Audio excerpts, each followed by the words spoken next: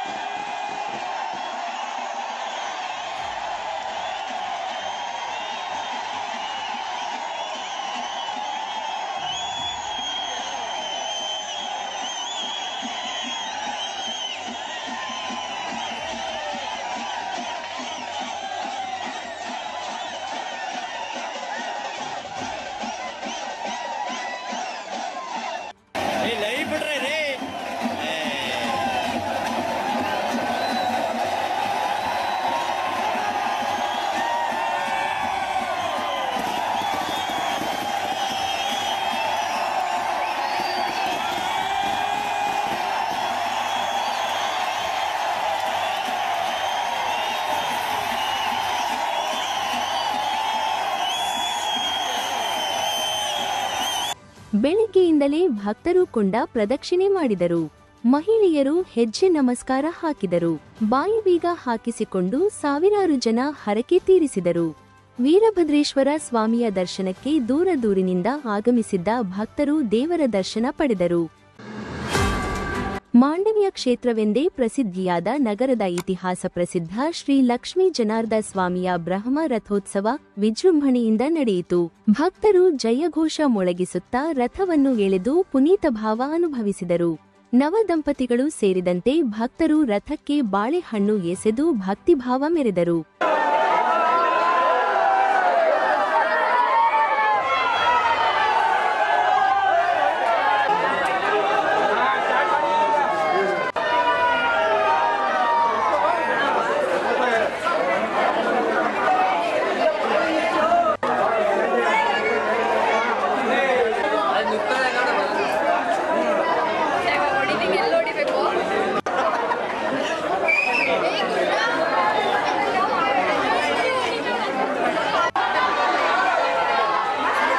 ಹಲವು ಗಣ್ಯರು ರಥೋತ್ಸವದಲ್ಲಿ ಭಾಗವಹಿಸಿದ್ದರು. ಉತ್ಸವ ಆರಂಭಕ್ಕೂ ಮೊದಲು ಭಕ್ತರನ್ನು ಸರತಿ ಸಾಲಿನಲ್ಲಿ ಕೂರಿಸಿ ಪ್ರಸಾದ ವಿತರಿಸಲಾಯಿತು. ದೇವಸ್ಥಾನದ ಸಮುದಾಯ ಭವನದಲ್ಲಿ ಅನ್ನಸಂತರ್ಪಣೆಯೂ ನಡೆಯಿತು. ಭಕ್ತರು ಸ್ವಯಂ ಪ್ರೇರಿತರಾಗಿ ಜನರಿಗೆ ಮಜ್ಜಿಗೆ, ಪುಳಿಯೋಗರೆ, ಸಕ್ಕರೆ ಪುಡಿ, ಚಾಕಲೇಟ್ ವಿತರಿಸಿದರು. ರಾಜ್ಯದ ಹಲವೆಡೆಯಿಂದ ಆಗಮಿಸಿದ್ದ ಸಹಸ್ರಾರು ಮಂದಿ ದೇವರ ದರ್ಶನ ಪಡೆದು ಪೂಜೆ ಸಲ್ಲಿಸಿದರು.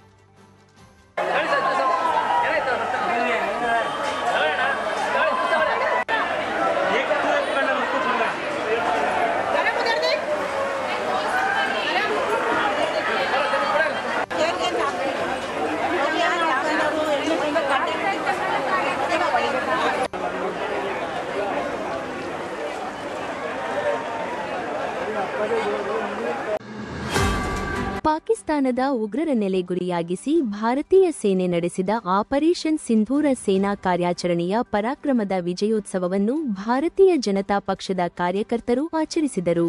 ಮಂಡ್ಯ ನಗರದ ಜಿಲ್ಲಾಧಿಕಾರಿ ಕಚೇರಿ ಎದುರು ಪಕ್ಷದ ಕಾರ್ಯಕರ್ತರು ಸಂಭ್ರಮಾಚರಣೆ ನಡೆಸಿ ಪಾಕಿಸ್ತಾನದಲ್ಲಿ ಉಗ್ರರನ್ನ ದಮನ ಮಾಡಿದ ರೆಫೇಲ್ ಯುದ್ಧ ನೌಕೆ ಮಾದರಿಗೆ ನಿಂಬೆಹಣ್ಣು ಮೆಣಸಿನಕಾಯಿ ಕಟ್ಟಿ ಸಿಂಧೂರ ಇಟ್ಟು ಸಿಹಿ ಹಂಚಿ ಸಂಭ್ರಮಿಸಿದರು.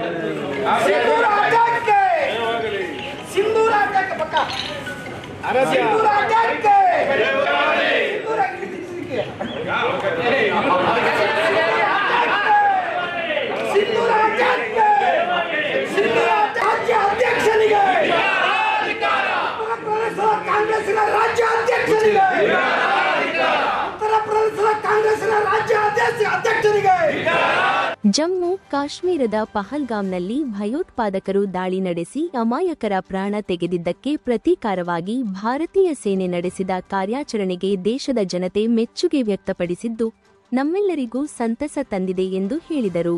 ಇಡೀ ಭಾರತ ದೇಶಾದ್ಯಂತ ಯಾರ್ಯಾರು ಪಾಕಿಸ್ತಾನಿ ದೇಶದ್ರೋಹಿಗಳು,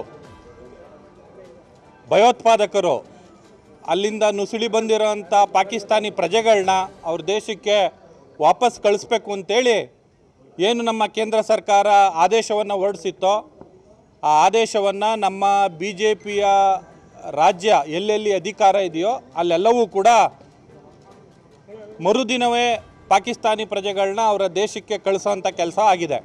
ಆದರೆ ನಮ್ಮ ಕರ್ನಾಟಕ ರಾಜ್ಯದಲ್ಲಿ ಈ ದರಿದ್ರ ಕಾಂಗ್ರೆಸ್ ಸರ್ಕಾರ ಒಬ್ಬರನ್ನಾದರೂ ಸರಿ ನಮ್ಮ ರಾಜ್ಯದಿಂದ ಪಾಕಿಸ್ತಾನಕ್ಕೆ ಕಳಿಸ್ಬೇಕಾಗಿರೋಂಥ ಕೆಲಸವನ್ನು ಈ ನಮ್ಮ ರಾಜ್ಯ ಸರ್ಕಾರ ಮಾಡ್ತಾ ಇಲ್ಲ.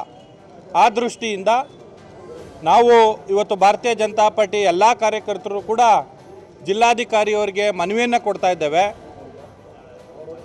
ನಮ್ಮ ಮಂಡ್ಯ ಜಿಲ್ಲೆಯಲ್ಲಿ ಯಾವ ಯಾವ ಗ್ರಾಮಗಳಲ್ಲಿ ಪಾಕಿಸ್ತಾನಿ ಪ್ರಜೆಗಳು ಔತು ಕುಳ್ತಿದ್ದಾರೋ ಅಥವಾ ತಮಗೆ ಮಾಹಿತಿ ಇರುತ್ತೆ, SP ಅವ್ರಿಗಾಗ್ಬೋದು ಅಥವಾ DC ಅವ್ರಿಗಾಗ್ಬೋದು, ಇಲ್ಲಿ ವೀಸಾ ಪಡೆದು ನಮ್ಮ ರಾಜ್ಯದಲ್ಲಿ ಯಾವುದೇ ಭಾಗದಲ್ಲಿ ವಿಶೇಷವಾಗಿ ನಮ್ಮ ಮಂಡ್ಯ ಜಿಲ್ಲೆಯಲ್ಲಿ ಯಾರು ಇದ್ದರೆ ಅವರೆಲ್ಲರನ್ನೂ ಕೂಡ ಪಾಕಿಸ್ತಾನಕ್ಕೆ ವಾಪಸ್ ಕಳಿಸ್ಬೇಕು ಅಂತೇಳಿ ನಾವಿವತ್ತು ಜಿಲ್ಲಾಧಿಕಾರಿಯವ್ರಿಗೆ ಮನವಿ ಕೊಡೋದಕ್ಕೋಸ್ಕರ ಇವತ್ತು ನಾವು ಎಲ್ಲರೂ ಸೇರಿದ್ದೀವಿ. ಇವತ್ತು ಬೆಳಿಗ್ಗೆನೆ ಎದ್ದ ತಕ್ಷಣ ನಮ್ಮೆಲ್ಲ ಭಾರತೀಯ ಜನತೆ, ಭಾರತೀಯ ಇಲ್ಲಿರುವಂಥ ಎಲ್ಲ ಹಿಂದೂಗಳು ಖುಷಿ ಪಡೋವಂಥ ವಿಚಾರ ಏನು, ರಾತ್ರಿ ಆಪರೇಷನ್ ಸಿಂಧೂರ ಅಂತೇಳಿ ಒಂದು ಆಪರೇಷನ್ ಮಾಡಿ ಇವತ್ತು ಅಲ್ಲಿರುವಂಥ ಉಗ್ರಗಾಮಿಗಳ ಅಡಗುತಾಣಗಳ ಮೇಲೆ ನಮ್ಮ ಭಾರತ ಸರ್ಕಾರ ಇವತ್ತೇನು ದಾಳಿ ಮಾಡಿದೆ ಅದರ ಒಂದು ಪ್ರತಿಫಲವಾಗಿ ಇವತ್ತು ನಾವೆಲ್ಲರೂ ಕೂಡ ಇಲ್ಲಿರೋಂಥ ಎಲ್ಲ ಕಾರ್ಯಕರ್ತರು ಕೂಡ ನಾವು ಸಿಹಿ ಹಂಚಿ ಸಂಭ್ರಮವನ್ನು ಮತ್ತು ಹರ್ಷವನ್ನು ವ್ಯಕ್ತಪಡಿಸಿ ನಾವೆಲ್ಲರೂ ಕೂಡ ಖುಷಿಯಾಗಿ ನಮ್ಮ ಭಾರತೀಯ ದೇಶ ಏನು ನರೇಂದ್ರ ಮೋದಿಯವರಂಥ ಒಬ್ಬ ದಿಟ್ಟ ನಾಯಕನ ಒಂದು ಕೈಯಲ್ಲಿದೆ, ಅಷ್ಟಲಿವರೆಗೂ ಕೂಡ ನಮ್ಮ ದೇಶ ಸುರಕ್ಷಿತವಾಗಿರುತ್ತದೆ, ನಮ್ಮಲ್ಲಿರುವಂಥ ಭಾರತೀಯರೆಲ್ಲರೂ ಕೂಡ ಸುರಕ್ಷಿತವಾಗಿರ್ತಾರೆ ಅಂತ ಹೇಳೋದಕ್ಕೆ ಇಷ್ಟಪಡ್ತೇನೆ. ಈ ಸಂದರ್ಭದಲ್ಲಿ ಪಕ್ಷದ ಜಿಲ್ಲಾಧ್ಯಕ್ಷ ಡಾಕ್ಟರ್ ಇಂದ್ರೇಶ್, ವಿವೇಕ್, ಅಶೋಕ್ ಕುಮಾರ್, ಶಿವಲಿಂಗಯ್ಯ, ಪಿಹಳ್ಳಿ ರಮೇಶ್, ನಿತ್ಯಾನಂದ, ಶಿವಕುಮಾರ ಆರಾಧ್ಯ, ಶಿವಲಿಂಗಮ್ಮ, ಬಿ ಕೃಷ್ಣ ನೇತೃತ್ವ ವಹಿಸಿದ್ದರು. ವರುಣಾ ವಿಧಾನಸಭಾ ಕ್ಷೇತ್ರದ ವಾಜಮಂಗಳದಲ್ಲಿ ಅಂಬೇಡ್ಕರ್ ಪ್ರತಿಮೆಗೆ ಅಪಮಾನವೆಸಗಿ ಅಗೌರವ ತೋರಿರುವ ಸಂಬಂಧ ಯಾವುದೇ ಕಾನೂನು ಕ್ರಮ ಕೈಗೊಳ್ಳದಿರುವುದನ್ನು ಖಂಡಿಸಿ ಮುಖ್ಯಮಂತ್ರಿ ಸಿದ್ದರಾಮಯ್ಯ, ಗೃಹ ಸಚಿವ ಪರಮೇಶ್ವರ್, ಸಚಿವ HC ಮಹದೇವಪ್ಪ, ಶಾಸಕ PM ನರೇಂದ್ರ ಸ್ವಾಮಿ ಭಾವಚಿತ್ರಗಳಿಗೆ ಮೇ 8ರಂದು ಮೋರಿ ನೀರು ಎರಚಿ ಆಕ್ರೋಶ ವ್ಯಕ್ತಪಡಿಸಲಾಗುವುದು ಎಂದು ವಿಶ್ವಜ್ಞಾನಿ ಸಂವಿಧಾನ ಶಿಲ್ಪಿ ಡಾಕ್ಟರ್ BR ಅಂಬೇಡ್ಕರ್ ಸ್ವಾಭಿಮಾನಿ ಜಾಗೃತಿ ಅಭಿಯಾನ ಸಮಿತಿಯ ರಾಜ್ಯಾಧ್ಯಕ್ಷ CM ಕೃಷ್ಣ ತಿಳಿಸಿದರು. ಸುದ್ದಿಗೋಷ್ಠಿಯಲ್ಲಿ ಮಾತನಾಡಿದ ಅವರು, ಮೈಸೂರಿನ ವಾಜಮಂಗಳ ಗ್ರಾಮದಲ್ಲಿ ರಾತ್ರೋರಾತ್ರಿ ಕಿಡಿಗೇಡಿಗಳಿಂದ ಅಂಬೇಡ್ಕರ್ ಅವರ ಪ್ರತಿಮೆಗೆ ಮಲ ಬಳಿದು ವಿರೂಪಗೊಳಿಸಿ ಅಪಮಾನ ಮಾಡಿರುವುದು ಸಿದ್ದರಾಮಯ್ಯ ಸರ್ಕಾರದ ಅಸಮರ್ಥತೆಯನ್ನು ತೋರುತ್ತಿದೆ ಎಂದರು. ಇಂತಹ ದುರ್ಘಟನೆ ನಡೆದು 20 ದಿನ ಕಳೆದರೂ ಆರೋಪಿಗಳ ವಿರುದ್ಧ ಸೂಕ್ತ ಕಾನೂನು ಕ್ರಮ ಕೈಗೊಳ್ಳದೆ ಆರೋಪಿಗಳನ್ನು ರಕ್ಷಣೆ ಮಾಡುತ್ತಿರುವ ಗೃಹ ಸಚಿವ ಪರಮೇಶ್ವರ್, ಮೈಸೂರು ಜಿಲ್ಲಾ ಉಸ್ತುವಾರಿ ಸಚಿವ ಡಾಕ್ಟರ್ ಎಚ್.ಸಿ. ಮಹದೇವಪ್ಪ, ಮೈಸೂರು ಭಾಗದ ಏಕೈಕ ಮೀಸಲು ಕ್ಷೇತ್ರದಿಂದ ಶಾಸಕರಾದ ಪಿಎಂ ನರೇಂದ್ರ ಸ್ವಾಮಿ ಹಾಗೂ ಎಐಸಿಸಿ ಅಧ್ಯಕ್ಷ ಮಲ್ಲಿಕಾರ್ಜುನ ಖರ್ಗೆ ಸಾರ್ವಜನಿಕವಾಗಿ ಯಾವುದೇ ರೀತಿ ಪ್ರತಿಕ್ರಿಯೆ ನೀಡದೆ ಮೌನವಹಿಸಿ ತಟಸ್ಥ ನಿಲುವು ತೋರುವುದು ಅಕ್ಷಮ್ಯ ಅಪರಾಧ ಎಂದು ಕಿಡಿಕಾರಿದರು. ಕಳೆದ ಏಪ್ರಿಲ್ 15ನೇ ತಾರೀಕು ಮುಖ್ಯಮಂತ್ರಿಗಳು ಸಿದ್ದರಾಮಯ್ಯವರ ತವರು ವಿಧಾನಸಭಾ ಕ್ಷೇತ್ರ ಆಗಿರ್ತಕ್ಕಂತಹ ವರುಣ ವಿಧಾನಸಭಾ ಕ್ಷೇತ್ರದ ವ್ಯಾಪ್ತಿಯ ವಾಜಮಂಗಲದ ಗ್ರಾಮದಲ್ಲಿ ಬಾಬಾ ಸಾಹೇಬರ ಜಯಂತಿ ಆಯಿತು. ರಾತ್ರೋರಾತ್ರಿ ಅವರ ಭಾವಚಿತ್ರಕ್ಕೆ ಮನುಷ್ಯನ ಮಲ ಅದಕ್ಕೆ ಬೆಳೆದು ಬಾಬಾ ಸಾಹೇಬರಿಗೆ ಅಪಮಾನ ಮಾಡಿ ವಿರೂಪಗೊಳಿಸಿ ಭಾವಚಿತ್ರಗಳ ಹರಿದಾಕಿ ಅಂತ ಪ್ರಕರಣ ದುರ್ಘಟನೆ ಈ ರಾಜ್ಯದಲ್ಲಿ ನಡೆದಿದೆ. ಮತ್ತು ಮುಖ್ಯಮಂತ್ರಿಗಳ ತವರು ಕ್ಷೇತ್ರದಲ್ಲಿ ನಡೆದಿರ್ತಕ್ಕಂಥ ಗಮನಾರ್ಹ. ಆ ಘಟನೆ ನಡೆದು 20 ದಿನ ಆಗಿದೆ. ಇವತ್ತವರೆಗೂ ಸಹ ಆರೋಪಿಗಳ ವಿರುದ್ಧ ಯಾವುದೇ ರೀತಿಯ ಕಾನೂನು ಕ್ರಮ ಕೈಗೊಳ್ಳದೇ ಇವತ್ತಿಗೂ ಸಹ ಆರೋಪಿಗಳನ್ನು ಪ್ರತ್ಯಕ್ಷವಾಗಿ ಪರೋಕ್ಷವಾಗಿ ಆರೋಪಿಗಳನ್ನು ರಕ್ಷಣೆ ಮಾಡ್ತಾ ಇರ್ತಕ್ಕಂಥದ್ದು ಅತ್ಯಂತ ಖಂಡನೀಯ ಮತ್ತು ದುರಂತ. ಆ ಕಾರಣಕ್ಕೆ ನಾಳೆ ಮೊನ್ನೆ ಮುಖ್ಯಮಂತ್ರಿಗಳು ಮಂಡ್ಯ ಜಿಲ್ಲೆಗೆ ವಿವಿಧ ಕಾರ್ಯಕ್ರಮದ ಮೂಲಕ ಅವರಲ್ಲಿ ಆಗಮಿಸ್ತಾ ಇದ್ದಾರೆ. ಈ ಪತ್ರಿಕಾಗೋಷ್ಠಿಯ ಮೂಲಕ ಮಾನ್ಯ ಮುಖ್ಯಮಂತ್ರಿ ಸಿದ್ದರಾಮಯ್ಯನವರಿಗೆ ನಾವು ಕೇಳ್ಕೊಳ್ಳೋದು ಇಷ್ಟೇ, ನೀವು ಆ ಕ್ಷೇತ್ರದಿಂದ ಆಯ್ಕೆಯಾಗಿದ್ದೀರಿ, ನೀವು ಇಡೀ ರಾಜ್ಯಕ್ಕೆ ಮುಖ್ಯಮಂತ್ರಿಗಳು. It's A constitution position. Chief minister of Karnataka post ಏನಿದೆ ಅದು ಸಂವಿಧಾನಿಕ ಬದ್ಧ ಹುದ್ದೆ. ಅದು ಆ ಹುದ್ದೆಯಲ್ಲಿ ಅಲಂಕರಿಸಿರ್ತಕ್ಕಂಥ ತಾವು 2ನೇ ಬಾರಿ ಮುಖ್ಯಮಂತ್ರಿ ಆಗಿದ್ದೀರಿ. ಆದರೆ ತಮ್ಮದೇ ಸ್ವಕ್ಷೇತ್ರದಲ್ಲಿ ಬಾಬಾ ಸಾಹೇಬ್ ಅಂಬೇಡ್ಕರ್ ಅವರಿಂದ ನಾನು CM ಆದೆ ಅಂತ ಹೇಳ್ತೀರಿ. ಇಡೀ ಜಗತ್ತು ಎವ್ರಿ ಮೈಕ್ರೋ ಸೆಕೆಂಡಲ್ಲಿ Baba Saheb Ambedkar is getting honorary and respect and priority ತಗೊಳ್ತಾ ಇದ್ದಾರೆ ಬಾಬಾ ಸಾಹೇಬರು.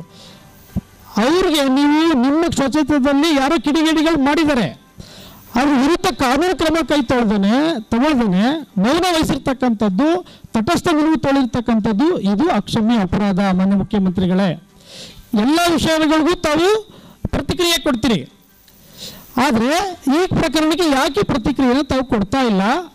ನೀವು ಕ್ರಮ ತಗೊಳ್ಳೋ ಅಗತ್ಯ ಇಲ್ಲ. ಎಕ್ಸಿಕ್ಯೂಟಿವ್ ಬಾಡಿ ಇದೆ, ಕಾರ್ಯಾಂಗ ಇದೆ, ಪೊಲೀಸ್ ಆಫೀಸರ್ಸ್ಗೆ ಹೇಳಿ ಡೈರೆಕ್ಷನ್ ಕೊಡಿ. ಅವ್ರು ಯಾಕೆ ಕ್ರಮಕ್ಕೆ ತಗೊಳ್ತಾ ಇಲ್ಲ? ಕೇಸನ್ನು ಮುಚ್ಚಾಕಂಥ ಪ್ರಯತ್ನ ಯಾಕೆ ಮಾಡ್ತಾ ಇದ್ದೀರಿ? ಆ ಕಾರಣಕ್ಕೆ ನಾವು ಈ ಮೂಲಕ ನಿಮ್ಮನ್ನು ಪ್ರಶ್ನೆ ಮಾಡ್ತಾ ಇದ್ದೀವಿ. ಜೊತೆಗೆ ಈ ಕೂಡಲೇ ಆರೋಪಿಗಳ ವಿರುದ್ಧ ಸೂಕ್ತ ಕ್ರಮಕ್ಕೆ ಮುಂದಾಗಬೇಕು ಸರ್ಕಾರ. ಮತ್ತು ಅವ್ರಿಗೆ ಈ ರೀತಿ ಯಾರೂ ಮುಂದೆ ಮಾಡಬಾರ್ದು ಅನ್ನೋ ಸಂದೇಶವನ್ನು ರಾಜ್ಯಾದ್ಯಂತ ನೀವು ಸಂದೇಶ ರವಾನೆ ಮಾಡಬೇಕಾಗಿದೆ. ಜೊತೆಗೆ ಇವತ್ತವರೆಗೂ ನೀವು ಮಾತಾಡದೆ ಮೌನ ವಹಿಸಿರ್ತಕ್ಕಂಥದ್ದು ನಮಗೆ ಅನುಮಾನ ಉಂಟಾಗಿದೆ ತಮ್ಮ ಬಗ್ಗೆ. ನೀವು ಆರೋಪಿಗಳು ಕ್ರಮ ತಗೊಳ್ಳಿ ಮತ್ತು ಇದ್ರ ಬಗ್ಗೆ ಪ್ರತಿಕ್ರಿಯೆ ಕೊಡಿ. ರಾಜ್ಯ ಸನ್ಯಾಸಕ್ಕೆ ಜನರ ಮುಂದೆ ಮಾತಾಡಿ ಈ ಕುರಿತು. ಇಲ್ಲಾಂದರೆ ನಾಳೆ ಬೆಳಿಗ್ಗೆ ನಿಮ್ಮ 5 ಜನರ ಭಾವಚಿತ್ರಕ್ಕೆ ಮೋರಿ ನೀರು ತಗೊಂಡು ಬಂದು ನಾವು ಎರ್ತೀವಿ, ಉಯ್ತೀವಿ ನಾಳೆ ಬೆಳಿಗ್ಗೆ. ಗೋಷ್ಠಿಯಲ್ಲಿ ಯುವ ನಾಯಕಿ TR ಅರ್ಪಿತಾ, ಮುಖಂಡರಾದ HK Nagaraju, P Anand, Y Nagesh, ಶ್ರೀಕಂಠ ಇದ್ದರು. ಸುಪ್ರೀಂ ಆದೇಶದಂತೆ ರಾಜ್ಯ ಸರ್ಕಾರ ಜಾತಿಗಣತಿ ನಡೆಸುತ್ತಿದ್ದು, ಸಮುದಾಯದ ಬಂಧುಗಳು ಕಡ್ಡಾಯವಾಗಿ ಆದಿ ಕರ್ನಾಟಕ ಎಂದು ಮತ್ತು ಮೂಲ ಉಪಜಾತಿಯನ್ನು ಹೊಲೆಯ ಎಂದು ಸ್ಪಷ್ಟವಾಗಿ ನಮೂದಿಸಿ ಎಂದು ಮಾಜಿ ನಗರಸಭಾ ಅಧ್ಯಕ್ಷರಾದ ವಿಜಯಲಕ್ಷ್ಮಿ ರಘುನಂದನ್ ಮನವಿ ಮಾಡಿದರು. ಸುದ್ದಿಗೋಷ್ಠಿಯಲ್ಲಿ ಮಾತನಾಡಿದ ಅವರು, ರಾಜ್ಯ ಸರ್ಕಾರವು ಒಳ ಮೀಸಲಾತಿ ಜಾರಿಗೊಳಿಸಲು ಜಾತಿಗಣತಿ ನಡೆಸಲು ಆದೇಶಿಸಲಾಗಿದ್ದು, ಮನೆ ಜಾತಿ ಗಣತಿ ಸಮೀಕ್ಷೆ ವೇಳೆ ಕುಟುಂಬ ಸದಸ್ಯರು ಹಾಜರಿದ್ದು ತಪ್ಪದೇ ಗಣತಿದಾರರಿಗೆ ಮಾಹಿತಿ ನೀಡಬೇಕು ಎಂದರು.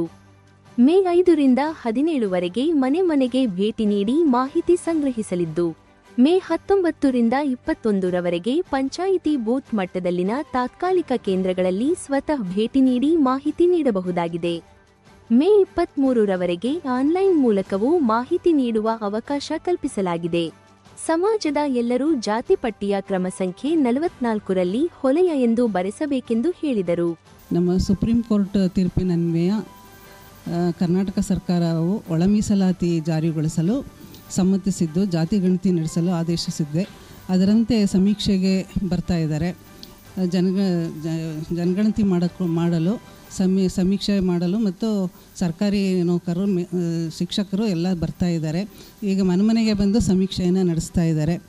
ಆ ಸಮೀಕ್ಷೆಯಲ್ಲಿ ಏನಾಗಿದೆ ಅಂತಂದರೆ, ಒಳ ಮೀಸಲಾತಿಯಲ್ಲಿ ಪರಿಶಿಷ್ಟ ಜಾತಿ, ಆದಿ ಕರ್ನಾಟಕ ಮತ್ತು ಉಪಜಾತಿಗಳ ಬಗ್ಗೆ ಬರ್ಕೊಳ್ಳೋದಕ್ಕೆ ಬರ್ತಾ ಇದ್ದಾರೆ. ಮತ್ತು ಇನ್ನೂ ಹಲವಾರು ವಿಷಯಗಳನ್ನ ಅಲ್ಲಿ ಕೇಳ್ತಾರೆ. ನಿಮ್ಮ ಆಸ್ತಿ ಏನು ವ್ಯವಸಾಯನ ಮತ್ತು ಕುರಿ ಕೋಳಿಯಿಂದ ಹಿಡಿದು ಪ್ರತಿಯೊಂದೂ ಕೇಳ್ತಾ ಇದ್ದಾರೆ. ಮನೆಗೆ ಬಂದು ಅದನ್ನು ಅವರು ನಮೂದಿಸ್ಕೋತಾ ಇದ್ದಾರೆ.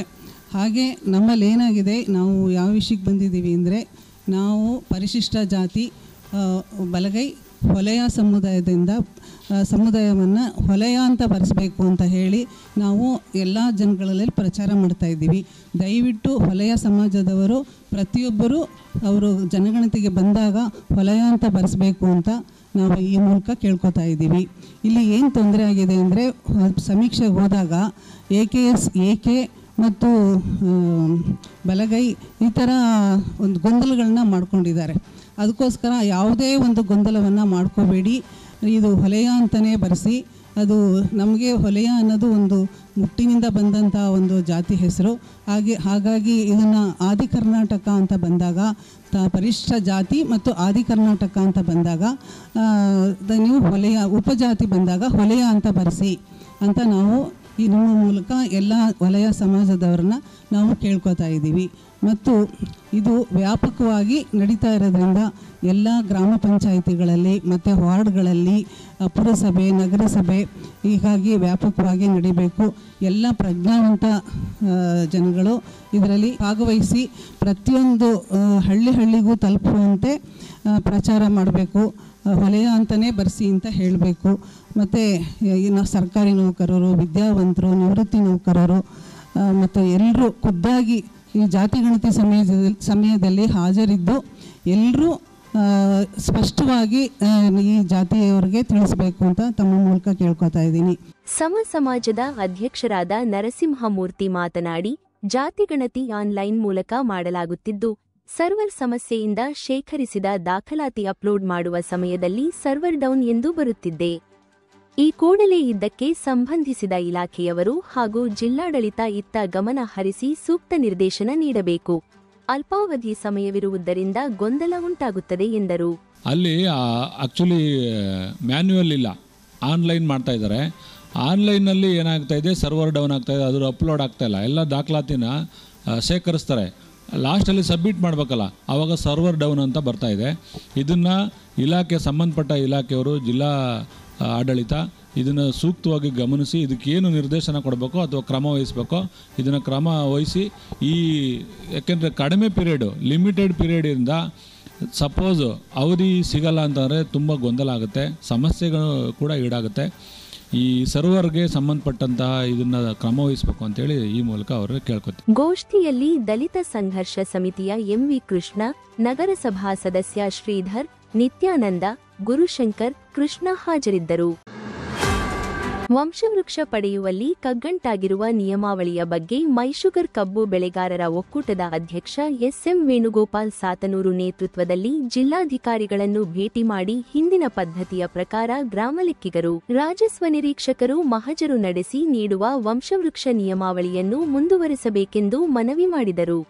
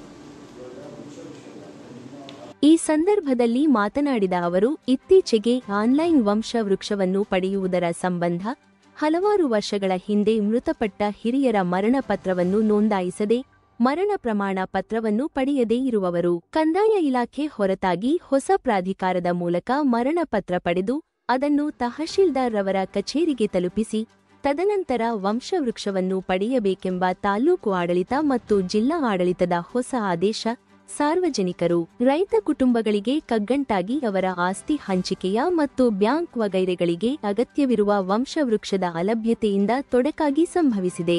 ಜೊತೆಗೆ ಪ್ರಾಧಿಕಾರದಲ್ಲಿ ಮರಣ ಪತ್ರವನ್ನು ಪಡೆಯುವ ಸಂದರ್ಭದಲ್ಲಿ ಹಲವಾರು ತಿಂಗಳುಗಳು ಅವಶ್ಯಕತೆ ಜೊತೆಗೆ ಶುಲ್ಕ ವಗೈರೆಗಳಿಗೆ ಸಂಬಂಧಿಸಿದಂತೆ ಸಾವಿರಾರು ರೂಪಾಯಿಗಳನ್ನು ಸಾರ್ವಜನಿಕರು ಹೆಚ್ಚುವರಿಯಾಗಿ ಭರಿಸುವಂತೆ ಆಗಿದೆ. ಈಗಾಗಲೇ ಬೆಲೆ ಏರಿಕೆ ಮತ್ತು ತೆರಿಗೆ ಹೆಚ್ಚಳದಿಂದ ಬಸವಳಿದಿರುವ ಈ ಸಮುದಾಯ ತಮ್ಮ ಕೆಲಸ ಕಾರ್ಯಗಳನ್ನು ಬಿಟ್ಟು ಕಚೇರಿಗಳಿಗೆ ಅಲೆಯುತ್ತಾ ಸಾವಿರಾರು ರೂಪಾಯಿಗಳನ್ನು ಹೊರೆಯಾಗಿ ಹೊರುತ್ತಿರುವ ಈ ಪದ್ಧತಿಯು ಮರಣ ಶಾಸನದಂತೆ ಆಗಿದೆ. ಆದ್ದರಿಂದ ಹಿಂದಿನ ಪದ್ಧತಿಯ ಪ್ರಕಾರ ಗ್ರಾಮಲೆಕ್ಕಿಗರು, ರಾಜಸ್ವ ನಿರೀಕ್ಷಕರು, ಮಹಜರು ನಡೆಸಿ ನೀಡುವ ವಂಶವೃಕ್ಷ ನಿಯಮಾವಳಿಯನ್ನು ಮುಂದುವರೆಸಬೇಕೆಂದು ಕೋರಿದರು. ವಂಶವೃಕ್ಷನ ಪಡಿಬೇಕಾದ್ರೆ ಈ ಹಿಂದೆ 10-20 ವರ್ಷದಿಂದ ಹಿಂದೆ ತೀರ್ಕೊಂಡಂಥವ್ರದ ಒಂದು ಡೆತ್ ಸರ್ಟಿಫಿಕೇಟ್ ಅಂದರೆ ಮರಣ ಪ್ರಮಾಣ ಪತ್ರ ಇರಲೇಬೇಕು ಅನ್ನೋದನ್ನ ಒಂದು ನೀತಿ ನಿಯಮವನ್ನು ಅಳವಡಿಸಿದ್ದಾರೆ. ಹಿಂದೆ ಮರಣ ಪ್ರಮಾಣ ಪತ್ರ ಇಲ್ಲ ಅಂದಾಗ ಒಂದು ಅಫಿಡವಿಟ್ ಕೊಟ್ಟು ಅಫಿಡವಿಟ್ ಆದಾದಮೇಲೆ ಇದು ಆನ್ಲೈನು ವಂಶವೃಕ್ಷನ ಕೊಡ್ತಾಯಿದ್ರು RIV ಅವರು. ಇವಾಗ ಅದನ್ನು ಪ್ರಾಧಿಕಾರದಲ್ಲಿ ಅದನ್ನು ಅಪೀಲ್ ಹಾಕಿ ತದನಂತರ ಅನುಮತಿ ಆದೇಶ ಪಡ್ಕೊಂಡು ಅನಂತರ ವಂಶವೃಕ್ಷನ ಪಡಿಬೇಕು ಅನ್ನೋದನ್ನ ಒಂದು ಆದೇಶನ ಇವಾಗ ತಾಲೂಕು ಕೋಟ ಜಿಲ್ಲಾಡಳಿತ ಹೊರಡಿಸುವಂಥದ್ದು. ಇದರಿಂದ ಏನಾಗ್ತಿದೆ ಅಂದರೆ ಇವಾಗ ಹಲವಾರು ಇಲಾಖೆಗಳಲ್ಲಿ ಜನ ದಿನನಿತ್ಯ ಪರದಾಡುವಂಥದ್ದಾಗಿದೆ. ಎಲ್ಲ ದಿನನಿತ್ಯ ನೋಡ್ತಾ ಇದ್ದೀವಿ. ಇವತ್ತಾಗುವಂಥ ಕೆಲಸಗಳು ವರ್ಷಗಟ್ಟಲೆ ತಿಂಗಳಗಟ್ಟಲೆ ಆಗ್ತಾಯಿದೆ. ಜೊತೆಗೆ ಇದು ವಂಶವೃಕ್ಷ ತುಂಬ ಅಗತ್ಯ. ಯಾಕೆ ತಮ್ಮ ಆಸ್ತಿನ ವಿಭಾಗ ಮಾಡ್ಕೊಳ್ಳೋದೇ ಆಗಲಿ, ಬ್ಯಾಂಕ್ ವಗೈರೆಗಳೇ ಆಗಲಿ ತುಂಬ ಅಗತ್ಯ ಇರುವಂಥದ್ದು. ಇಲ್ಲಿ ಹೋದಂಥ ಸಂದರ್ಭದಲ್ಲಿ ಪ್ರಕ್ರಿಯೆಗೆ ಯಾವುದೇ ಪ್ರಕ್ರಿಯೆಗೂ ಕಾಲಾವಕಾಶಗಳು ಬೇಕು ಅಂತ ಶುಲ್ಕ ವಗೈರೆಗಳು ಖರ್ಚು ವೆಚ್ಚಗಳು ಕೂಡ ಅಗತ್ಯ ಇರ್ತದೆ. ಇವಾಗಲೇ ಬೆಲೆ ಏರಿಕೆ ಮತ್ತು ತೆರಿಗೆ ಹೆಚ್ಚಳದಿಂದ ಜನ ಬಸವಳಿದವರೆ. ಅಂಥ ಸಂದರ್ಭದಲ್ಲಿ ಇವಾಗ ಈ ಹೀಗೆ ಅನೇಕ ದುಂದು ವೆಚ್ಚ ಖರ್ಚು ವೆಚ್ಚದ ಮೂಲಕ ಅವ್ರಿಗೆ ಆರ್ಥಿಕವಾದ ಹೊರೆನೂ ಕೂಡ ಉಂಟಾಗುವಂಥದ್ದು. ಆದ್ದರಿಂದ ನಾವು ಹೇಳ್ತೀವಿ, ಹಿಂದೆ 1.5 ತಿಂಗಳಿಂದ ಏನಿತ್ತು ಒಂದು ಅಫಿಡವಿಟ್ ಮೂಲಕ RI ಮತ್ತು VA ಅವರು ಕೊಡ್ತಿದ್ದಂಥ ವಂಶವೃಕ್ಷ ಪದ್ಧತಿನೇ ಮುಂದುವರಿಸಬೇಕು. ಜಿಲ್ಲಾಡಳಿತ ಇರ್ಬೋದು, ತಾಲೂಕು ಆಡಳಿತ, ಕಾನೂನು ಪ್ರಕ್ರಿಯೆ ಯಾವುದೂ ಕೂಡ ಸಾರ್ವಜನಿಕರಿಗೆ ಪರವಾಗಿರ್ಬೇಕೇ ವಿನ ಸಾರ್ವಜನಿಕರಿಗೆ ಒಂದು ಧಕ್ಕೆ ತರುವ ರೀತಿಯಲ್ಲಿರಬಾರ್ದು. ಈ ಯಾವುದೇ ಸರ್ಕ್ಯುಲರ್ ಇರಲಿ, ಸರ್ಕಾರ ಸರ್ಕ್ಯುಲರು ಸಾರ್ವಜನಿಕ ಹಿತವಾಗಿರಬೇಕು ಅನ್ನೋದನ್ನು ನಾನು ಈ ಸಂದರ್ಭ ಹೇಳ್ತೀನಿ. ತಕ್ಷಣ ಈ ಪ್ರಕ್ರಿಯೆ ಇವಾಗ ಈ ಹಲ್ದಾಟ ಮತ್ತು ಜನಗಳಿಗೆ ತೊಡಕಾಗಿರುವಂಥ ಈ ಪದ್ಧತಿನ ಸ್ವಲ್ಪ ಬದಲಾವಣೆ ಮಾಡಿ ಹಿಂದಿನ ಪದ್ಧತಿನ ಅಳವಡಿಸಬೇಕು, ಜನಗಳಿಗೆ ಸುಗಮವಾಗಿ ಕೈ ಸಿಗುವಂಥ ರೀತಿಯಲ್ಲಿ ಮಾಡಬೇಕು ಅನ್ನೋದನ್ನು ನಾನು ಈ ಸಂದರ್ಭದಲ್ಲಿ ಹೇಳಲಿಕ್ಕೆ ಇಚ್ಛೆಪಡ್ತೀನಿ. ಇದಕ್ಕೆ ನಾವು ಇವಾಗಲೇ ಜಿಲ್ಲಾಧಿಕಾರಿಗಳಿಗಿರ್ಬೋದು, AC ಅವರು ಮತ್ತು ತಹಶೀಲ್ದಾರ್ಗೆ ಗಮನ ತಂದಿದ್ದೀವಿ. ತಕ್ಷಣ ಬಗೆಹರಿಸಬೇಕು ಇದನ್ನು. ಅಂದರೆ RIV VAನೇ ಪ್ರತಿಯೊಂದು ಕೂಡ ವಿಷಯನ ಗ್ರೌಂಡ್ ಲೆವೆಲಲ್ಲಿ ಗ್ರಹಿಸುವಂಥವ್ರು. ಯಾರೇ ಕೊಟ್ಟರು ಕೂಡ ನಾಳೆ ದಾಖಲಾತಿ ಕೂಡ ಕೊಡಬೇಕಾದ್ರೂ ಕೂಡ ಯಾವುದೇ ಪ್ರಾಧಿಕಾರ ಆದೇಶ ಮಾಡೋದು ಕೂಡ ಅವ್ರಿಗೇನೆ. ಆದ್ದರಿಂದ ಇದು ನಾವು ಬೇಡ ಅಂತ ಹೇಳ್ತಾ ಇಲ್ಲ, ಆದರೆ ಇದು ಅಲ್ದಾಟ ಸುತ್ತಾಟ ಇದು ಸಾರ್ವಜನಿಕ. ಅದಂತೂ ಇತ್ತೀಚೆಗಂತೂ ಗ್ರಾಮೀಣ ಪ್ರದೇಶದವರಿಗೆ ಕೃಷಿ ಕಾರ್ಮಿಕ ಕೊರತೆ ಜಾಸ್ತಿ ಇದೆ. ಇದೇ ಕೆಲಸಕ್ಕೆ ವರ್ಷಾಂತರ ಸುತ್ತುವಂಥ ಪ್ರಕ್ರಿಯೆಗಳಾಗುತ್ತೆ. ದಯವಿಟ್ಟು ಇದನ್ನು ಈ ಭಾರನ ನಿಲ್ಲಿಸಬೇಕು. ಜೊತೆಗೆ ಜನಗಳಿಗೆ ಸಹಕಾರ ಆಗುವಂಥ ನಿಯಮ ನೀತಿಗಳನ್ನ ಅಳವಡಿಸಬೇಕು ಅನ್ನೋದನ್ನ ಈ ಸಂದರ್ಭ ಹೇಳಕ್ಕೆ ಇಚ್ಛೆಪಡ್ತೀನಿ. ಈ ಸಂದರ್ಭದಲ್ಲಿ ರೈತ ಮುಖಂಡರಾದ ಇಂಡುವಾಳು ಚಂದ್ರಶೇಖರ್, ಹೆಮ್ಮಿಗೆ ಚಂದ್ರಶೇಖರ್, ವೆಂಕಟೇಶ್, ಮುಟ್ಟನಹಳ್ಳಿ ಪ್ರಶಾಂತ್, ಸಂಪಳ್ಳಿ ಶಿವಶಂಕರ್, ವಡ್ಡರಹಳ್ಳಿ ಚಂದ್ರಶೇಖರ್ ಸೇರಿದಂತೆ ಇನ್ನಿತರರು ಇದ್ದರು. ಮೇ 10ರಿಂದ 14ರವರೆಗೆ ಬಿಹಾರದ ಪಟ್ನಾದಲ್ಲಿ ನಡೆಯಲಿರುವ ಖೇಲೋ ಇಂಡಿಯಾ ಯೂತ್ ಗೇಮ್ಸ್ಗೆ ಕಶ್ವಿ ಸುನೀಲ್ ಆಯ್ಕೆಯಾಗಿದ್ದಾರೆ ಎಂದು PS ದೈಹಿಕ ಶಿಕ್ಷಣ ನಿರ್ದೇಶಕ ಹಾಗೂ PT ಆಡಳಿತಾಧಿಕಾರಿ ಡಾ. ಅನಂತಪದ್ಮನಾಭ ಪ್ರಭು ತಿಳಿಸಿದರು. ಸುದ್ದಿಗೋಷ್ಠಿಯಲ್ಲಿ ಮಾತನಾಡಿದ ಅವರು, 2024ರ ಡಿಸೆಂಬರ್ನಲ್ಲಿ ರಾಜಸ್ಥಾನದ ಅಜ್ಮೀರ್ನಲ್ಲಿ ನಡೆದ 67ನೇ ರಾಷ್ಟ್ರೀಯ ಕ್ರೀಡಾಕೂಟದಲ್ಲಿ ಕರ್ನಾಟಕವನ್ನು ಪ್ರತಿನಿಧಿಸಿದ ಕಶ್ವಿ ಸುನೀಲ್ ತಂಡದ ಪರವಾಗಿ ದ್ವಿತೀಯ ಸ್ಥಾನ ಗಳಿಸಿ ಬೆಳ್ಳಿ ಪದಕ ಗೆದ್ದಿದ್ದು, ವೈಯಕ್ತಿಕ ಸ್ಪರ್ಧೆಯಲ್ಲಿ ಪ್ರಥಮ ಸ್ಥಾನ ಪಡೆದು ಚಿನ್ನದ ಪದಕ ತಮ್ಮದಾಗಿಸಿಕೊಂಡಿದ್ದಾರೆ ಎಂದರು. ಜನತಾ ಶಿಕ್ಷಣ ಟ್ರಸ್ಟ್ ಒಂದು ಮಂಡ್ಯದಲ್ಲಿಯೇ ಅತ್ಯುತ್ತಮವಾದಂತಹ ಸ್ಪೋರ್ಟ್ಸ್ ಕಾಂಪ್ಲೆಕ್ಸ್ ಕ್ರೀಡಾ ಸೌಲಭ್ಯವನ್ನು ಈ ಮಂಡ್ಯದ ಜನತೆಗೆ ಒದಗಿಸ್ತಾ ಇದೆ. ಅದು ರಾಷ್ಟ್ರೀಯ ಮಟ್ಟದ ಸೌಲಭ್ಯವನ್ನು, ಅದು ಬ್ಯಾಡ್ಮಿಂಟನ್ ಆಗಿರ್ಬೋದು, ಇಂಡೋರ್ ಬ್ಯಾಡ್ಮಿಂಟನ್ ಆಗಿರ್ಬೋದು, ಸ್ವಿಮ್ಮಿಂಗ್ ಪೂಲ್ ಆಗಿರ್ಬೋದು, ಅಥವಾ ಟೆನ್ನಿಸ್ ಕೋರ್ಟ್ ಆಗಿರ್ಬೋದು, ಕ್ರಿಕೆಟ್ KCA ನೀವು BCCA ಲಿಸ್ಟಲ್ಲಿ ನೀವು ಈಗಲೂ ನೋಡಿದಾಗ ಮಂಡ್ಯದ ಹಿರಿಮೆ ಆ BCCA ಲಿಸ್ಟಲ್ಲಿ ನಮ್ಮ ಕ್ರಿಕೆಟ್ ಸ್ಟೇಡಿಯಮ್ಮು ರಿಫ್ಲೆಕ್ಟ್ ಆಗುತ್ತೆ ಅಂತ ಉತ್ಕೃಷ್ಟ ಮಟ್ಟದ ಕ್ರೀಡಾ ಸೌಲಭ್ಯವನ್ನು ಜನತಾ ಶಿಕ್ಷಣ ಟ್ರಸ್ಟ್ ಎಲ್ರಿಗೂ ಒದಗಿಸ್ತಿದೆ. ಅದರೊಂದಿಗೆ ಉತ್ತಮವಾದ ತರಬೇತಿಯನ್ನು ಭಾಳ ಸ್ಪೋರ್ಟ್ಸ್ ಅಥಾರಿಟಿ ಆಫ್ ಇಂಡಿಯಾದಿಂದ ಸರ್ಟಿಫೈ ಆಗಿರುವಂಥ ತರಬೇತುದಾರರಿಂದ ತರಬೇತಿ ಸೌಲಭ್ಯವನ್ನು ಕೂಡ ಈ ಮಂಡ್ಯದ ಜನತೆಗೆ ಹಾಗೂ ರಾಜ್ಯದ ಜನತೆಗೆ ಒದಗಿಸ್ತಾ ಇದೆ. ಇದನ್ನು ತಮಗೆ ತಿಳಿಸ್ತಾ ಇದ್ದೀನಿ. ಈ ಒಂದು ಪತ್ರಿಕಾ ಪ್ರಕಟಣೆ ಕರಲಿಕ್ಕೆ ಕಾರಣ ನಮ್ಮ ಸಂಸ್ಥೆಯ ಟೆನ್ನಿಸ್ ಕ್ರೀಡಾಂಗಣದಲ್ಲಿ ತರಬೇತು ಪಡೆಯುತ್ತಿರುವಂತಹ ಕಶ್ವಿ ಸುನಿಲ್ ರವರು ಈ ಹಿಂದೆ ಅನೇಕ ಬಾರಿ ನಾವು ಪತ್ರಿಕಾ ಪ್ರಕಟಣೆಯಲ್ಲಿ ಅವರ ಬಗ್ಗೆ ಹೇಳಿದ್ದೀವಿ. ಇವರು ಇತ್ತೀಚೆಗೆ ನಡೆದಂಥ 67ನೇ ರಾಷ್ಟ್ರೀಯ ಕ್ರೀಡಾಕೂಟದಲ್ಲಿ ಕರ್ನಾಟಕ ತಂಡವನ್ನು ಪ್ರತಿನಿಧಿಸಿ 2ನೇ ಸ್ಥಾನವನ್ನು ಪಡೆದಿದ್ದಾರೆ. ಅದಲ್ಲದೆ ಇದೇ ಪ್ರಪ್ರಥಮ ಬಾರಿಗೆ ಜೂನಿಯರ್ ಖೇಲೋ ಇಂಡಿಯಾ ಕ್ರೀಡಾಕೂಟಕ್ಕೆ ಆಯ್ಕೆಯಾಗಿದ್ದಾರೆ. ಇದನ್ನು ತಮಗೆಲ್ಲ ತಿಳಿಸಲು ಈ ಒಂದು ಪ್ರೆಸ್ ಕ್ಲಬ್ಬನ್ನು ಕರೆದಿದ್ದೇವೆ. ಇದಕ್ಕಾಗಿರುವಂಥ ಎಲ್ಲರಿಗೂ ಮಗದೊಮ್ಮೆ. ಕಶ್ವಿ ಅವರ ತಂದೆ ಸುನಿಲ್ ಮಾತನಾಡಿ, ರಾಷ್ಟ್ರದಲ್ಲಿ ಆಯೋಜಿಸಲಾಗುತ್ತಿರುವ ಸಾಕಷ್ಟು ಪಂದ್ಯಾವಳಿಗಳಲ್ಲಿ ಭಾಗವಹಿಸಲು ಪ್ರಯತ್ನ ನಡೆಸುತ್ತಿದ್ದೇವೆ. ಕೈಲಾದಷ್ಟು ಪಂದ್ಯಾವಳಿಗಳಲ್ಲಿ ಮಗಳ ಪ್ರತಿಭೆ ಅನಾವರಣಗೊಳಿಸಲು ಪ್ರಯತ್ನಿಸುತ್ತಿದ್ದು, ಆರ್ಥಿಕ ಸಮಸ್ಯೆ ಎದುರಾಗಿ ಎಲ್ಲಾ ಪಂದ್ಯಾವಳಿಗಳಲ್ಲಿ ಭಾಗವಹಿಸಲು ಸಾಧ್ಯವಾಗುತ್ತಿಲ್ಲ ಎಂದರು. ಕಶ್ವಿ ಸುನಿಲ್ ಈ ಸರಿ ಲಾಸ್ಟ್ ಡಿಸೆಂಬರ್ 2024ರಲ್ಲಿ ಜೈಪುರದ ರಾಜಸ್ಥಾನದ ಅಜ್ಮೀರಲ್ಲಿ ನಡೆದಂಥ 68ನೇ ರಾಷ್ಟ್ರೀಯ ಕ್ರೀಡಾಕೂಟದಲ್ಲಿ ಕರ್ನಾಟಕ ತಂಡವನ್ನು ಪ್ರತಿನಿಧಿಸಿದ್ದು. ಅದರಲ್ಲಿ ತಂಡದ ಪರವಾಗಿ 2ನೇ ಸ್ಥಾನವನ್ನು ಪಡೆದು ಮತ್ತು ವೈಯಕ್ತಿಕವಾಗಿ ಇಂಡಿವಿಜುವಲ್ ಇವೆಂಟಲ್ಲಿ ಗೋಲ್ಡ್ ಮೆಡಲ್ ಪಡೆದು ಪ್ರಥಮ ಸ್ಥಾನವನ್ನು ಪಡೆದು ಖೇಲೋ ಇಂಡಿಯಾಗೆ ಆಯ್ಕೆಯಾಗಿದ್ದಾರೆ. ಮತ್ತು ಈ ಖೇಲೋ ಇಂಡಿಯಾ ಟೆನ್ನಿಸ್ ಕ್ರೀಡಾಕೂಟ ಮೊನ್ನೆಯಿಂದ ಶುರುವಾಗಿದೆ. ಖೇಲೋ ಇಂಡಿಯಾ ಕ್ರೀಡಾಕೂಟ 4ನೇ ತಾರೀಕಿಂದ ಬಿಹಾರದಲ್ಲಿ ಶುರುವಾಗಿದೆ, 4 ಡಿಸ್ಟಿಕ್ ನಡೀತಾ ಇದೆ. ಇವರು ಟೆನ್ನಿಸ್ ಕ್ರೀಡಾಕೂಟ ಮೇ 10ರಿಂದ 14ರವರೆಗೆ ಬಿಹಾರದ ಪಾಟ್ನಾದಲ್ಲಿ ನಡೀತಾ ಇದೆ. 9ನೇ ತಾರೀಕು ಹೊಡ್ತಾ ಇದ್ದಾಳೆ ಇಲ್ಲಿಂದ, ನಾಡಿದ್ದು ಶುಕ್ರವಾರ. ಇದಕ್ಕೆ ಮುಂಚೆ ಕಶ್ವಿ ಸುನಿಲ್ ಕೆಲವು ಪ್ರೆಸ್ ಮೀಟಲ್ಲಿ ಮಾಡಿದ ಮುಂದೆ ನ್ಯೂಸಲ್ಲೇ ಕೊಟ್ಟಿದ್ರಿ ಮಂಜುನಾಥ್ ಸರ್ ಅವರಿಗೆಲ್ಲ. ಹಂಗಾಗಿ ಸ್ವಲ್ಪ ನನಗೆ ಆರೋಗ್ಯ ಸರಿ ಇಲ್ಲ ಕಾರಣ ಮತ್ತೆ ಬರೋಕ್ಕಾಗಿರಲಿಲ್ಲ. ಮಧ್ಯದಲ್ಲಿ ಕೆಲವು ಲಾಸ್ಟ್ ಗೋಲ್ಡ್ ಮೆಡಲ್ ಆದಾಗಲೂ ನಾವು ಪ್ರೆಸ್ ಮೀಟ್ ಮಾಡೋಕ್ಕಾಗಲಿಲ್ಲ. ಮತ್ತು ಲಾಸ್ಟ್ 2024ರಲ್ಲಿ ಮತ್ತು ಮಧುರೈ ಮತ್ತು ಚೆನ್ನೈಲಿ ನಡೆದಂಥ ಅಂತಾರಾಷ್ಟ್ರೀಯ ಕ್ರೀಡಾಕೂಟದಲ್ಲಿ ಕಶ್ವಿ ಭಾಗವಹಿಸಿ ಪ್ರಥಮ ಸ್ಥಾನ ಪಡೆದಿದ್ದು. ಅದು junior ITF international tennis federation ವತಿಯಿಂದ ನಡೆದಂಥ ಕ್ರೀಡಾಕೂಟಗಳಲ್ಲಿ. ಜನವರಿ 2025ರಲ್ಲಿ ಇಂಟರ್ನ್ಯಾಷನಲ್ ಟೆನ್ನಿಸ್ ವರ್ಲ್ಡ್ ರ್ಯಾಂಕಿಂಗ್ನಲ್ಲಿ ಕಶ್ವಿ ಜೂನಿಯರ್ ವರ್ಲ್ಡ್ ರ್ಯಾಂಕಿಂಗ್ನಲ್ಲಿ 632ನೇ ರ್ಯಾಂಕ್ನ ಹೊಂದಿದ್ದಾಳೆ. ಮತ್ತು ಅವಳು ಡೀಟೇಲ್ಸ್ ನೀವು ಗೂಗಲ್ ಮಾಡಿದ್ರೆ ಬರುತ್ತೆ. ಅವಳು ಕಶ್ವಿ ಸುನಿಲ್ ಅಂತ ನೀವು ಹೊಡೆದ್ರೆ ಗೂಗಲ್ ಡೀಟೇಲ್ಸ್ ಬರುತ್ತೆ. ಯಾವ ಪ್ಲೇಯರ್ ಮೇಲೆ ಮ್ಯಾಚ್ ಆಡಿದಾಳೆ, ಯಾವ ಕಂಟ್ರಿ ಮೇಲೆ ಆಡಿದ್ದಾಳೆ ಅಂತ ಬರುತ್ತದು. ಮತ್ತು ಅದಕ್ಕೆ ಮುಂಚೆ 2020ರಿಂದಲೂ ಕಶ್ವಿ ಸುನಿಲ್ ಅಲ್ಲಿ all India tennis association registered player ಅವಳು. ಅದರಲ್ಲಿ ಹಲವಾರು ಪಂದ್ಯಾವಳಿಗಳಿಂದ ನ್ಯಾಷನಲ್ ಸೀರೀಸ್ ಮತ್ತು ರಾಷ್ಟ್ರೀಯ ಪಂದ್ಯಾವಳಿಗಳನ್ನು ಗೆದ್ದು ಮತ್ತು ಜಿಲ್ಲೆಗೆ ಮತ್ತು ನಮ್ಮ PT ಟೆನ್ನಿಸ್ ಕ್ರೀಡಾಂಗಣಕ್ಕೆ ಮತ್ತು PT ಸಂಸ್ಥೆಗೆ ಹೆಸರನ್ನು ತಂದಿದ್ದಾಳೆ. ಸೊ ಇದಕ್ಕೆ ನಮಗೆ ಸಪೋರ್ಟ್ ಆಗಿರುವಂತಹ ನಮ್ಮ ಅಧ್ಯಕ್ಷರಾದಂಥ ವಿಜಯಾನಂದ್ ಸರ್ ಅವರಿಗೆ ಮತ್ತು PT ಸಮುಚ್ಚಯಕ್ಕೆ ಮತ್ತು ನಮ್ಮ ತರಬೇತುದಾರರಾದಂಥ ಮಂಜುನಾಥ್ ಅವರಿಗೆ ಮತ್ತು ನಮ್ಮ ಪ್ರೊಫೆಸರ್ ಅವರಿಗೆ ವಂದನೆಗಳನ್ನು ತಿಳಿಸ್ತೀನಿ. ಗೋಷ್ಠಿಯಲ್ಲಿ ತರಬೇತುದಾರರಾದ ಮಂಜುನಾಥ್ MS, ಲಾನ್ ಟೆನ್ನಿಸ್ ಕ್ರೀಡಾಪಟು ಕಶ್ವಿ ಸುನಿಲ್ ಇದ್ದರು. ಡಾಕ್ಟರ್ HN ನಾಗಮೋಹನದ ಏಕ ಸದಸ್ಯ ವಿಚಾರಣಾ ಆಯೋಗ ಪರಿಶಿಷ್ಟ ಜಾತಿಗಳ ಸಮಗ್ರ ಸಮೀಕ್ಷೆಯನ್ನು ಪಾರದರ್ಶಕತೆಯಿಂದ ಮಾಡಬೇಕು. ಯಾವುದೇ ಕುಟುಂಬದಲ್ಲಿ ಜನಿಸಿದ ಮಗುವಿನಿಂದ ಲೆಕ್ಕ ತೆಗೆದುಕೊಂಡು ಸಮೀಕ್ಷೆ ನಡೆಸಬೇಕು. ಇಲ್ಲದಿದ್ದರೆ ಸಮೀಕ್ಷೆ ಬೇಡವೆಂದು ತಾಲೂಕು ಪಂಚಾಯತಿ ಮಾಜಿ ಉಪಾಧ್ಯಕ್ಷ ಭೀಮರಯ್ಯ ಅಧಿಕಾರಿಗಳಿಗೆ ಎಚ್ಚರಿಸಿದರು. ಟಿನರಸೀಪುರ ಪಟ್ಟಣದ ಬೈರಾಪುರದಲ್ಲಿ ಜಾತಿ ಗಣತಿ ವರದಿ ಮಾಡಲು ತೆರಳಿದ್ದ ಸಿಬ್ಬಂದಿಗಳನ್ನು ಸಮೀಕ್ಷೆ ಮಾಡದಂತೆ ತಡೆ ಹಿಡಿದಾಗ ತಹಶೀಲ್ದಾರ್ ಸುರೇಶ್ ಆಚಾರ್, BO ಶಿವಮೂರ್ತಿ, BRC ನಾಗೇಶ್ ರವರು ಸ್ಥಳಕ್ಕೆ ಆಗಮಿಸಿ ಪರಿಸ್ಥಿತಿಯನ್ನು ಅವಲೋಕಿಸಿದರು.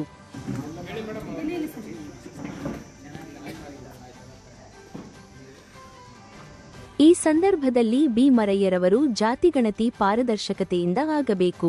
ಇದಕ್ಕಾಗಿ ಒಂದು ದಿನ ತಡವಾದರೂ ತೊಂದರೆ ಇಲ್ಲ. ನಿಮ್ಮ ಸಿಬ್ಬಂದಿ ಜೊತೆಗೆ ನಮ್ಮ ಗ್ರಾಮಸ್ಥರು ಜೊತೆಗೂಡಿ ಕೈಜೋಡಿಸುತ್ತೇವೆ. ಕುಟುಂಬದಲ್ಲಿ ಆಗ ತಾನೇ ಜನಿಸಿದ ಮಗುವಿನಿಂದ ಲೆಕ್ಕ ತೆಗೆದುಕೊಳ್ಳಲೇಬೇಕು. ಇಲ್ಲದಿದ್ದರೆ ನಾವು ಪ್ರತಿಭಟನೆ ನಡೆಸುತ್ತೇವೆಂದು ಎಚ್ಚರಿಸಿದ್ದಾರೆ. ಬೆಳಗ್ಗೆ 10 ಗಂಟೆಯಿಂದ ಸಮಸ್ಯೆ ಬಗೆಹರಿಸಲು ತಹಶೀಲ್ದಾರ್, ಬಿಇಒ ಸೇರಿದಂತೆ ಇತರೆ ಅಧಿಕಾರಿಗಳು ಮೇಲಾಧಿಕಾರಿಗಳನ್ನು ಸಂಪರ್ಕಿಸಿ ಸಲಹೆ ಪಡೆಯುತ್ತಾ ಹರಸಾಹಸ ಪಟ್ಟು ಅಂತಿಮವಾಗಿ ಆಧಾರ್ ಇಲ್ಲದೆ ಇರುವ ಮಕ್ಕಳನ್ನು ಜಾತಿಗಣತಿಯಲ್ಲಿ ಸೇರಿಸಲು ಆಪ್ನಲ್ಲಿ ಅವಕಾಶ ಕಲ್ಪಿಸಲಾಗಿದೆ ಎಂಬ ಮಾಹಿತಿಯನ್ನು ನೀಡಿ ಸ್ಥಳದಲ್ಲಿಯೇ ಮರಯ್ಯರವರ ಕುಟುಂಬ ಸದಸ್ಯರನ್ನೆಲ್ಲ ಸೇರಿಸಿ ದಾಖಲೆ ತೋರಿಸುವ ಹೊತ್ತಿಗೆ ಮಧ್ಯಾಹ್ನ 1 ಗಂಟೆಯಾಯಿತು. ಈ ವೇಳೆ ಬಿ ಮರಯ್ಯರವರು ಮಾತನಾಡಿ, ಜಾತಿ ಸಮೀಕ್ಷೆಯಲ್ಲಿ ಸಣ್ಣ ಮಕ್ಕಳನ್ನು ಕಾಲಂನಲ್ಲಿ ಸೇರಿಸಿಕೊಳ್ಳಬಾರದೆಂದು ಬರಹ ಇತ್ತು. ಇದನ್ನು ವಿರೋಧಿಸಿ ತಹಶೀಲ್ದಾರ್ ರವರನ್ನು ಸ್ಥಳಕ್ಕೆ ಕರೆಸಬೇಕಾಯಿತು. ಅದನ್ನು ಸರಿಪಡಿಸಿದ್ದಾರೆ. ಅದಕ್ಕಾಗಿ ಅವರಿಗೆ ಧನ್ಯವಾದಗಳು ಎಂದರು. ನಮ್ಮ ಏನು ಸರ್ವೆ ಮಾಡ್ತಾ ಇದ್ದೀರಿ, ಆ ಸರ್ವೆ ತಪ್ಪಾಗಿ ಬರ್ತಾ ಇದೆ. ತಾವು ಬಂದು ಸರಿಪಡಿಸ್ಕೊಡ್ಬೇಕು ಅಂತ ನಾವು ಅವ್ರನ್ನ ಮನವಿ ಮಾಡಿದಾಗ BO ಅವರು ಮತ್ತು ನಮ್ಮ ತಹಸೀಲ್ದಾರರವರು, BRC ಅವರು, ಅವ್ರ ಟೀಮು ಈ ಒಂದು ಭೈರಾಪುರ ಮಾದಿಗೇರಿಗೆ ಬಂದು ಏನು ಸಮಸ್ಯೆ ಇದೆಯಾ ಅಂತ ನಮ್ಮನ್ನು ಜನರನ್ನ ಕೇಳಿ, ನಾವು ಕೂಡ ನಿನ್ನೆ ಮೊನ್ನೆಯಲ್ಲ ಸರ್ವೆ ಮಾಡೋಕ್ಕೆ 2-3 ದಿನಗಳಿಂದ ಬಂದಿಲ್ಲ ಅಂತ ಕೂಡ ಅವ್ರನ್ನ ನಾವು ಮನವಿ ಮಾಡಿದ್ವಿ. ಅದೇ ರೀತಿಯಾಗಿ ಇವತ್ತು 9 ಗಂಟೆಗೆ ಸರಿಯಾಗಿ ಭೈರಾಪುರ ಗ್ರಾಮಕ್ಕೆ ಬಂದು ಏನು ಸಣ್ಣ ಮಕ್ಕಳನ್ನು ಸೇರಿಸ್ಕೋಬಾರ್ದು ಅಂತ ಕಾಲಮ್ನಲ್ಲಿತ್ತು, ಅದನ್ನು ಇದುವರೆಗೂ ಇಲ್ಲಿ ಕೂತ್ಕೊಂಡು ದಲಿತರ ಕಾಲೋನಿಯಲ್ಲಿ ಕೂತ್ಕೊಂಡು ಅದನ್ನು ಸರಿಪಡಿಸಿ ಈ ಜನರಿಗೆ ಒಳ್ಳೆಯದಾಗಲಿ ಅನ್ನೋ ಉದ್ದೇಶಕ್ಕೋಸ್ಕರ ಮಾನ್ಯ ತಹಸೀಲ್ದಾರ್ ಸಾಹೇಬ್ರವರು ಮಾಡಿಕೊಟ್ಟಿದ್ದಾರೆ. ಅವ್ರಿಗೆ ನಮ್ಮ ಊರಿನ ಪರವಾಗಿ ಅವರಿಗೆ ಧನ್ಯವಾದಗಳನ್ನು ತಿಳಿಸುತ್ತೀವಿ. ತಹಶೀಲ್ದಾರ್ ಸುರೇಶ್ ಆಚಾರ್ ಮಾತನಾಡಿ, ಆಧಾರ್ ಇಲ್ಲದೆ ಇರುವ ಮಕ್ಕಳನ್ನು ಸೇರ್ಪಡೆ ಮಾಡಲು ಅವಕಾಶವಿದೆ. ಮುಂದೆ ತಾಲ್ಲೂಕಿನಲ್ಲಿ ಈ ಮಾಹಿತಿಯನ್ನು ಹಂಚಿಕೊಳ್ಳುತ್ತೇವೆ. ಈ ಸರ್ವೆಯನ್ನು ನ್ಯಾಯಯುತವಾಗಿ, ಪ್ರಾಮಾಣಿಕವಾಗಿ ಹಾಗೂ ನಿಖರವಾಗಿ ದಾಖಲಿಸುತ್ತೇವೆಂದರು. ಮೂಲಕ ನಮ್ಮ ಸರ್ವೆನಲ್ಲಿ ಸೇರ್ಪಡೆ ಮಾಡಲಿಕ್ಕೆ ಅವಕಾಶ ಮಾಡಿಕೊಳ್ಳಲಾಗಿದೆ. ಆಧಾರ್ ಇಲ್ಲದೇ ಇರುವಂಥ ಮಕ್ಕಳನ್ನು ಕೂಡ ಸೇರ್ಪಡೆ ಮಾಡಲಿಕ್ಕೆ ಆಪ್ನಲ್ಲಿ ಅವಕಾಶ ಇದೆ. ಸೊ ಆ ಥರದನ್ನು ಕೂಡ ನಾವಿವತ್ತು ಹುಡುಕಿ ಅದನ್ನು ಸೇರ್ಪಡೆ ಮಾಡಿದ್ದೀವಿ. ಮೊದಲನೇದಾಗಿ ಈ ಸಮಸ್ಯೆ ಬೇರೆಲ್ಲೂ ಕಂಡು ಬರಲಿಲ್ಲ. ಮರೈನವ್ರು ನಮ್ಮ ಗಮನಕ್ಕೆ ತಂದರು. ನಿನ್ನೆ ಗಮನಕ್ಕೆ ತಂದ ಸಂದರ್ಭದಲ್ಲಿ ಇವತ್ತು ನಾವು ನಮ್ಮೆಲ್ಲ ಮಾಸ್ಟರ್ ಟ್ರೈನಿಂಗ್ಸ್ ಅವರ ಸಹಾಯ ಪಡ್ಕೊಂಡು ಅದನ್ನು ಹುಡುಕಿ ಸೇರಿಸಿದ್ದೀವಿ. ಈಗ ಮುಂದೆ ನಾವೆಲ್ಲ ತಾಲೂಕಿನಲ್ಲಿ ಕೂಡ ಈ ಮಾಹಿತಿಯನ್ನು ಅವರಿಗೆ ಹಂಚ್ಕೊತೀವಿ. ಎಲ್ಲೇ ಯಾವುದೇ ಗ್ರಾಮದಲ್ಲಿ ಯಾವುದೇ ಒಂದು ಕುಟುಂಬ ಈ ಸರ್ವೆಯಿಂದ ಹೊರಗೆ ಉಳಿಬಾರ್ದು. ಏನು ನಾಗಮೋಹನ್ ದಾಸ್ ಮಾನ್ಯರು ಜಸ್ಟಿಸ್ ಅವರು ಏನು ಹೇಳಿದ್ದಾರೆ, ಅವರ ಒಂದು ವರದಿ ಅನ್ವಯ ನ್ಯಾಯಯುತವಾಗಿ ಮತ್ತು ಪ್ರಾಮಾಣಿಕವಾಗಿ ನಿಖರವಾಗಿ ಈ ಸರ್ವೆ ದಾಖಲೆಗಳನ್ನು ನಾವು ದಾಖಲಿಸ್ತೀವಿ ಆಪ್ ಮೂಲಕ ಅಂತೇಳಿ ಈ ಸಂದರ್ಭದಲ್ಲಿ ಹೇಳಲಿಕ್ಕೆ ಬಯಸ್ತೇನೆ. ನವದೆಹಲಿಯ ಜಗನ್ನಾಥ ಮಂದಿರದಲ್ಲಿ ಏಪ್ರಿಲ್ 28, 29, 30ರಂದು ಜರುಗಿದ ISFMM 40ನೇ ವಾರ್ಷಿಕೋತ್ಸವ ಸಮಾರಂಭದಲ್ಲಿ ಭಾಗವಹಿಸಿದ ನುಡಿ ಭಾರತಿ ಹಿರಿಯ ಸಂಪಾದಕ ಹಾಗೂ ಸಹಕಾರಿ ಎಲ್ ಬಸವೇಗೌಡರನ್ನು ಗೌರವಿಸಿದರು.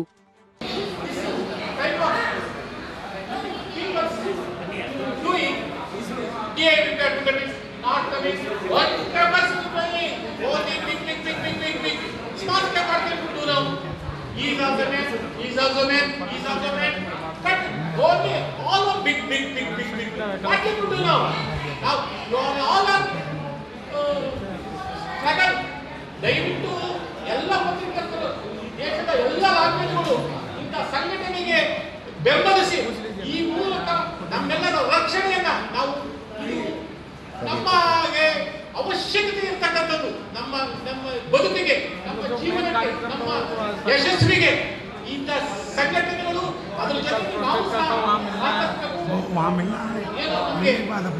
ಶ್ರೀಯುತ ಪ್ರಯಾಗರಾಜ್ ಹೇಮಂತ್ ರಾವ್ ಇವರ ನೇತೃತ್ವದಲ್ಲಿ ಇದು ಎಲ್ಲ ಕಡೆಗೂ ಕೆಲಸ ಆಗಿ